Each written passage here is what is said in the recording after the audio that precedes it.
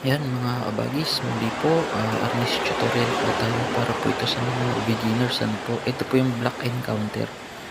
Ganyan po yung pag-strike niya, block po tapos counter. Pwede rin pong baliktad, counter unahin nyo bago kayo magbablock. Conforme po yan sa pagdating sa laban, po, kung sinong mauna sa inyo. Yan, maganda po yan gawin dalawa kayo.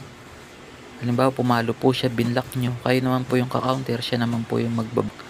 Mas maganda po yan kapag dalawa po kayo. Po, yan, pinapakita ko lang po paano siya i-execute. Yan, ganyan po. Pwede pong dalawa yan para drills kayo or exercise. Ganun po ang mangyayari. Po, para po ito sa mga beginners. Yan, ganyan po. Block tapos counter.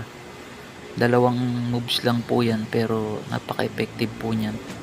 At ganyan po talaga ang uunahin po natin